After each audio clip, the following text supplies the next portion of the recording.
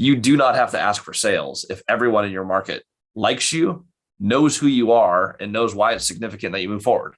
And that's the whole business model, and that is all we do. Welcome to another episode of the Real Estate Syndication Show. I'm your host, Sam Rust. Joining me today is Christian Osgood, co-founder of Multifamily Strategy. Christian's been investing for several years in multifamily real estate, has over 100 units without syndicating and without using a lot of his own cash. We're going to get into a lot of owner financing, creative financing structures, and various other aspects of running a decent-sized multifamily portfolio. Christian, welcome to the show. Thanks for joining us today.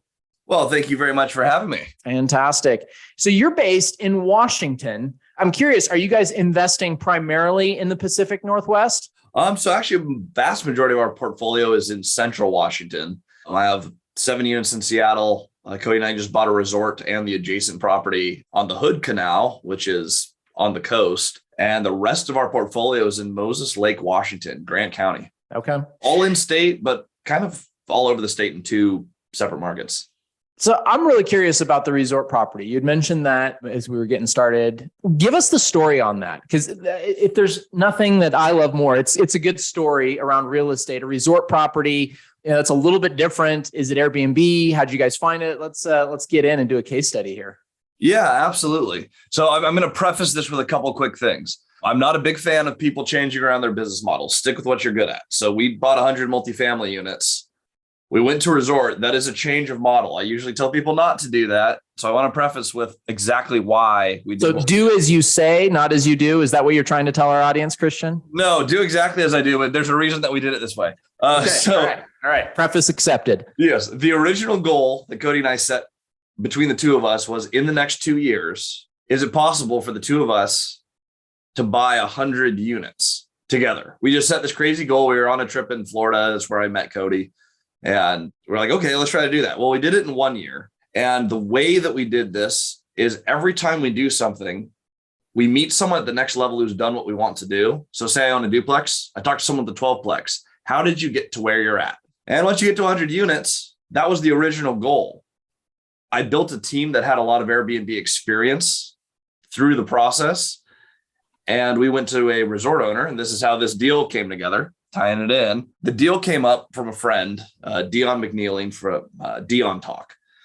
He's another YouTube channel. He was looking at this deal. It was too active for him. And he's like, you guys should check out this resort. And I'm like, well, we don't really do resorts, but I would like to learn. So we called the owner and said, hey, I want to check out your resort because I want to see what it looks like to run a resort. And we spent a few days down there. And Cody liked it so much that he moved in for a month with the owner.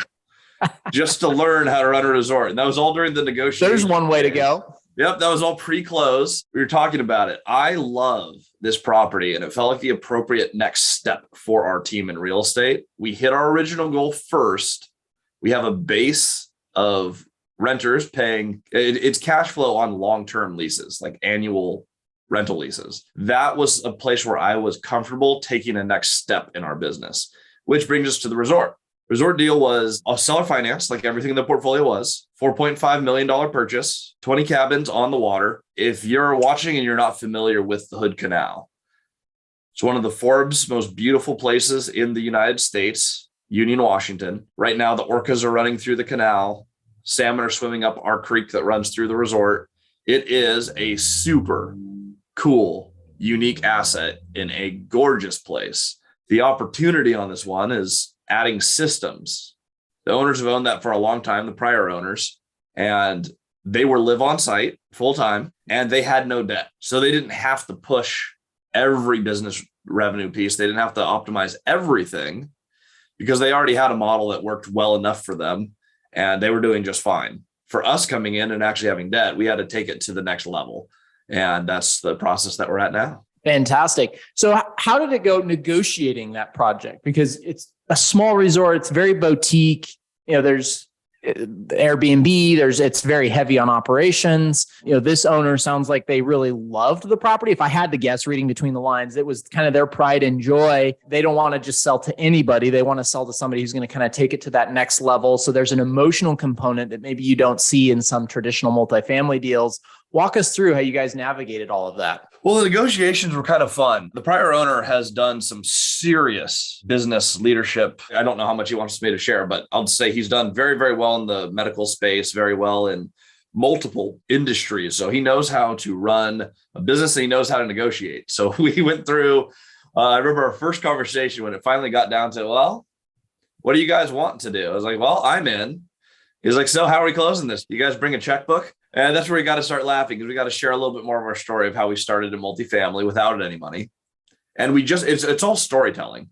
If you're building relationships, you just connect over, this is where I've been, where I'm at, and where I'm trying to go. And lastly, why it's significant. But we just shared our story of how we got to the 100 units, where we're at, and we shared, maybe unwisely, well, we're looking at another deal in Central Washington right now where it's $1 million raise. And that's where we're comfortable in what we can raise. So of course they went, oh, well, $1 million down sounds ideal. I was like, oh, we should have said we were raising 450. But that's the first number thrown our way. They helped us structure a rather complex contract. It's a combination of seller financing and contract for deed on the multiple parcels. But we put together a master structure to take it out. I think if I'm remembering correctly, Cody's here, he's our numbers guy, but 4.5% interest, $1 million down, seller financed, 8-year note. And day one, it is very cash flow heavy, which is good because it's an active project. You expect on a very active resort where you have more inputs, the income does need to be higher than traditional multifamily. Yeah. And are you guys going to run that with full-time staff, a dedicated part of your property management team? What's the strategy moving forward? Yeah. So we had, there were 7 on-site employees. We actually own a hill behind the resort that has a bunch of mobiles. And so we have a group of people who actually get a rent credit to live on site in addition to their hourly pay. And we hired them into our existing property management company, which was way easier for me than figuring out multiple payrolls. I brought them onto an existing setup system and said, okay, plug you guys in here and let's run the resort. It is not easy integrating 7 new employees when you haven't done that type of acquisition before, where you inherit a bunch of other people's employees. I am very, very grateful for the team we have there. We have excellent people and they help us when we don't know what we're doing. You mentioned pulling in at 7 employees. Your property management company you mentioned earlier is maybe 15 employees. That's some major assimilation. What kind of culture are you trying to drive at your property management team? Because, and I love that you guys are vertically integrated, but there's some challenges that come with that. And then you're adding on this resort component. You're bringing in a whole swath of employees all at once. How has that gone? And what are your goals? Where are you going with the property management company, specifically from a culture direction? Yeah. Oh, wow. That's a great question. I get a lot on the business side, not as much on the culture. The biggest thing with the culture is that I do not like to be micromanaged. I don't like to micromanage. I want a culture where people can work hard at their job and we give them all the tools they need to be self-reliant. I like doing team meetings. I do not like babysitting. And whenever we bring on anything new, there's always drama because business is easy until you add people. And that's just true across the board. That's true for raising capital. It's true for buying real estate. It's true for employing people. People are complicated. The culture that we want to create is we want to be fun. We want to be absolutely service-minded because it's property management and it's resort management. We're in the hospitality industry. So service comes first, but internally, I just want people to have a clear path to reach their goals without having to be babysat. And that is proven to be very, very difficult to do. I was going to say, it sounds amazing. I mean, I think most small business owners, we want to create a culture in our business of ownership and pushing responsibility down to the lowest level. And we're thinking with our entrepreneur brain, which is always trying to optimize and dreaming big and seeing opportunities. And then you deal with employees that often, and I don't mean this in a demeaning way, but they want a paycheck. They want good, steady employment. They're not necessarily looking to advance. They're comfortable with where they are, and figuring out how to communicate that responsibility down in an effective manner can be challenging. That's where the rubber really meets the road. And it's really getting understanding of what is the objective of a person who would take this role. Like for the resort, the Hood Canal is about an hour and a half south of Seattle. It's a drive to get there from most places. It's a little bit remote. That's the charm of it. It's on the water. It's in the forest. It's an escape. They all have hot tubs. They're beautiful historic cabins built in 1934. Like you go there to get away. The type of person who wants to live there and work there isn't trying to get a new promotion at work. They want to live in a beautiful place, and that resort is also their home. So you have to keep that in mind as you're managing people. What are their objectives? Who wants to do what? Because I know we have a few people on the team who just want to work their required hours, and then they want to just enjoy the area. And that is totally fine. I have other people who really want to take on more responsibilities and want to work a little bit more. Big piece of the personnel management is just mapping out, just like we would for any other relationship. Who's on our team? What are their goals? And ultimately, what do they want the role to look like? And we try to line things up the best they can. You can't be perfect, but it's not easy when you're a 7-person team to add another 7 people. Do you have a GM for your property management company, or do you and your partner run that yourselves? So I'm partnered with Cody Davis. I think he's the single best buyer of real estate alive. He's a freak of nature. You're going to need to have him on. He got distracted today with a project that we need him on, but he's amazing. Personnel management is not his main thing. I've done a lot more hiring and unfortunately a heck of a lot more firing. And so I have a little bit more experience in the personnel HR side of our business. Cody is really good at keeping those owner relationships and deals flowing. So while Cody's the visionary, I do a lot of the integration, which means managing the people. The one other person we have who's critical, her name's Hannah. She's our director of property management. So everything flows through her for property management. And that is a lifesaver. She is phenomenal at both short-term and long-term rentals. We got to pick her up after she just finished managing she managed a 300-unit building on site. And then she worked for a smaller firm where they managed a massive portfolio of duplex, triplex, fourplex units. And that was their whole model. So she's done units spread out everywhere. She's done big buildings all at once. She's been very successful in Airbnb. And so picking her up was a game changer for us, and getting the right person in the driver's seat of that company, that makes all the difference. And that opened up Cody and I to actually go buy real estate, negotiate deals, and do the day-to-day that we have to do. Yeah. I want to go back to something that you said earlier, the importance of storytelling. As humans, I believe that we were created to communicate through story. It resonates with people. That's how we remember things. You think of oral traditions from times long ago. That's how things and principles were handed down from generation to generation. It's a very effective tool for connecting with people. How have you guys leveraged that inside of your business? So that's the only thing we've ever done. I have never asked someone to sell a piece of real estate before. I've never asked for a sell. The biggest mindset shift, I think, between Cody and I and what a majority of other people are doing, I never think of an owner of real estate as a seller. They're all owners of real estate. I have something to learn from each of them. We're all players in the same game. When we reach out, it is solely, hey, it's Christian. This is why I'm calling. And it's not some stupid reason like I want to buy your stuff, but it's, I'm calling for, I'm going to use a hypothetical example to illustrate this. I own a duplex. This is when I got started. This is how I learned to do this. I bought the duplex down the street from you. You have this 12-plex. I have never bought one. Their usual response is, well, I'm not selling, because everyone thinks of them as a seller. Well, awesome. I just spent all my money on a duplex. I have no idea how I'd buy it. That's actually why I was calling. You've done something I've never done. I want to scale up to this because I'm trying to retire my wife. Now I have some significance in here. Doing this one duplex at a time, I'm realizing it's going to take me 20 years. And I don't want to do that. I need to figure out how to play bigger. We live on the same street. I want to know the owners out here, and I'm in town working on my duplex. How did you get started? They share a little bit, you book a meeting, and now you have a story going. But that is how you build relationships. And that's how you avoid getting hung up on. And the coffee meeting is going to be an expansion of that meeting. But all Cody and I do is go, there's someone in this market who owns a property we don't, which means they know something about this market that we don't. I only go to learn. And if you meet one, maybe 2 owners a week, and that's all you do, you're going to meet 50 to 100 other players in your market where you've shared your story and they've shared theirs. You do not have to ask for sales if everyone in your market likes you, knows who you are, and knows why it's significant that you move forward. And that's the whole business model, and that is all we do. Yeah. Oh, that's fantastic. You speak about significance. I think you alluded to retiring your wife. What is the significance that that you and Cody are chasing? What's at the end of the rainbow for you guys?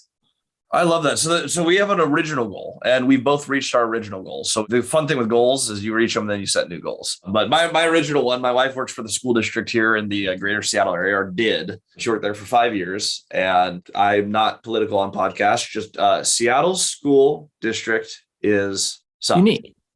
They are.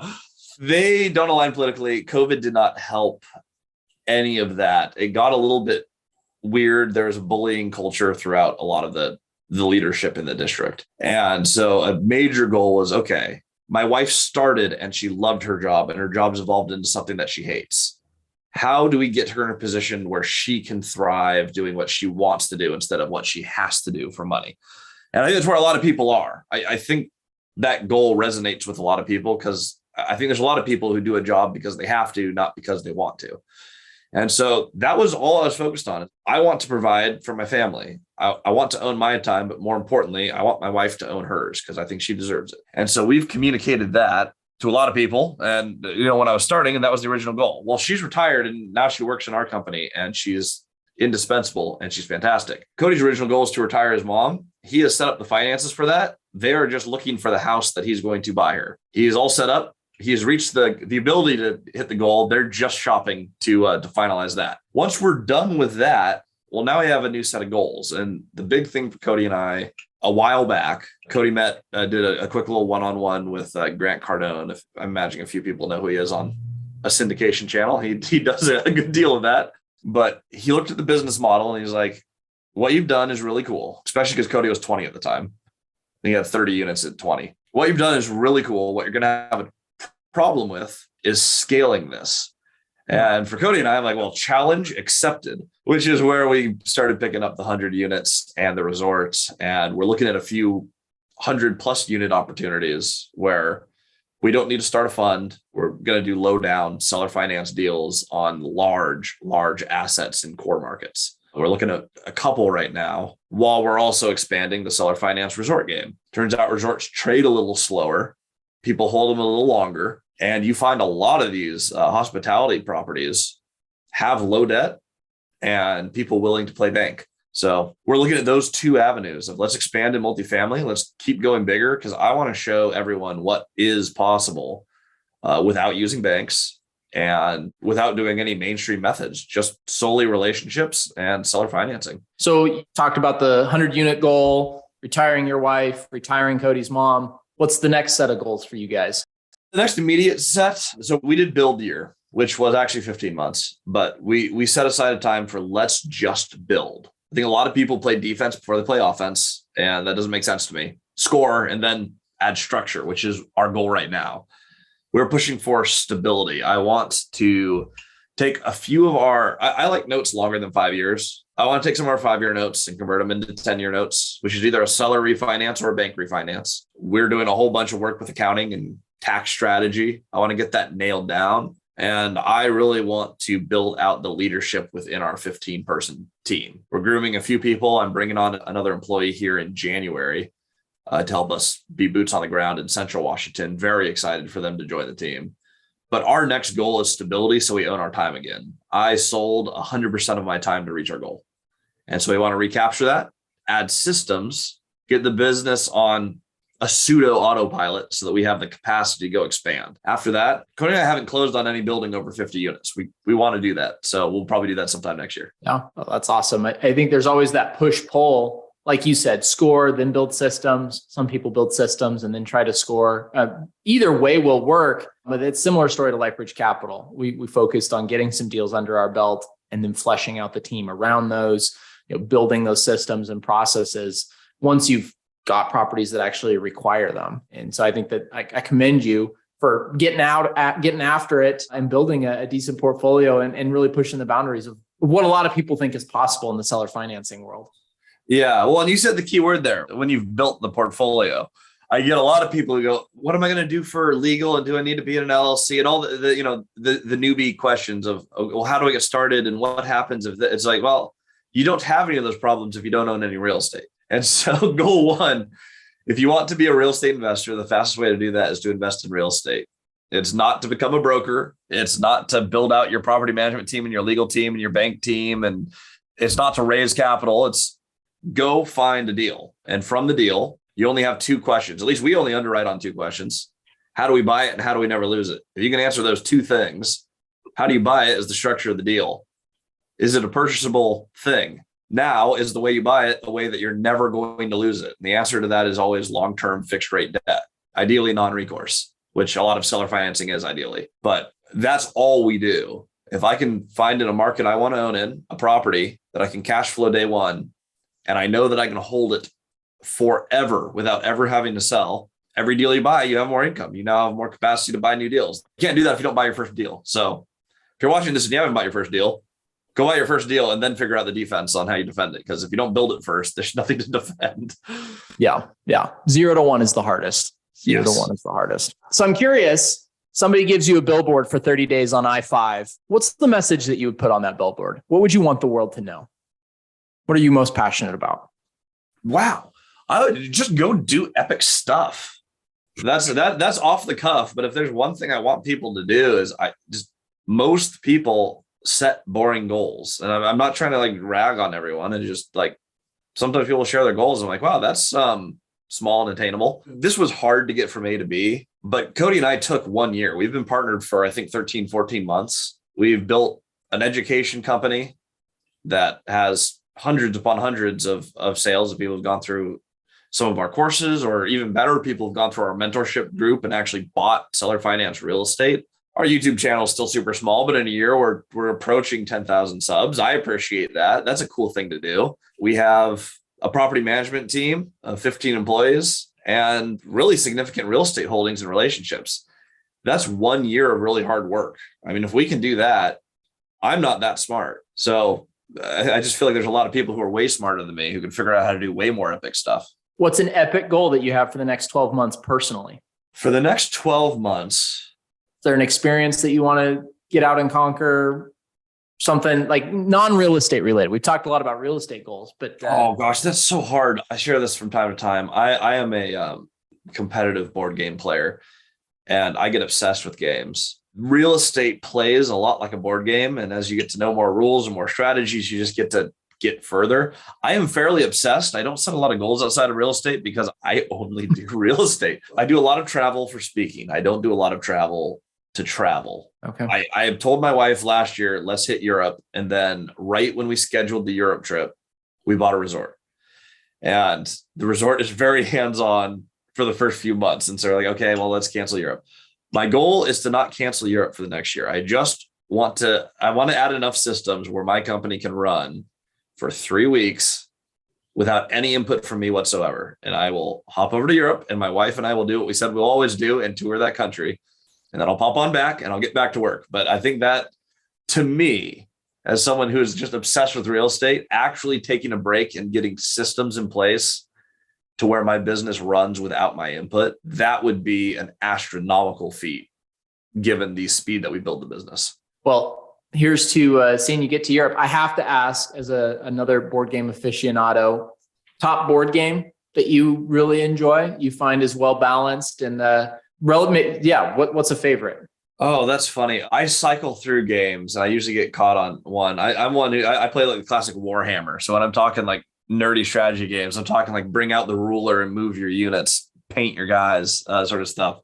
I really enjoyed the game Star Wars X-Wing. That was a really fun one. Fly your ships around, shoot people down. I don't know why Star Wars is the theme. I've been playing Star Wars Outer Rim with my wife, which is be a bounty hunter, fly through the galaxy. And it's a very long 3-hour strategy game. It was more game than Cody wanted to play. Unfortunately, Cody's like, this is longer than Monopoly. It's like, yes, it is. Those are a few games that I've really enjoyed lately. Oh, it's fantastic. How about yourself? What is your idea of a good, I don't know that any of those are well balanced. They're just fun. What's a good, well balanced game for you that you enjoy? A game that I've played here recently that I really enjoyed is called Moonrakers. Kind of combines elements of Settlers of Catan and Dominion, if you're familiar. So both some communal aspects and some deck building aspects. So kind of a fun crossover game that I really like the mechanics. So one of my best friends, Lowell, just told me I needed to play that game. So I will tell Lowell that we have a +1 for that vote. Oh, that's awesome. Well, we could be here all day talking about board games, nerding out on real estate, but Christian, really appreciate you joining the show. If folks want to learn more about what you're doing, want to track your progress, where can they find you? Well, we share everything for free on our channel. It's Cody and Christian Multifamily Strategy. If you haven't seen Cody's podcast, he's the most watched podcast on Bigger Pockets of all time by an astronomical margin. So Google Cody Davis, not the football player, throw real estate after the name. Easy way to find him. If you want to message me or ask me a question, Instagram at Christian Osgood. Fantastic. Well, again, thank you for joining. Thank you to our listeners for joining us on another episode of the Real Estate Syndication Show. I'm your host, Sam Rust, signing off. Thank you for being with us again today. I hope that you have learned a lot from the show. Don't forget to like and subscribe. I hope you're telling your friends about the Real Estate Syndication Show and how they can also build wealth in real estate. You can also go to lifebridgecapital.com and start investing today.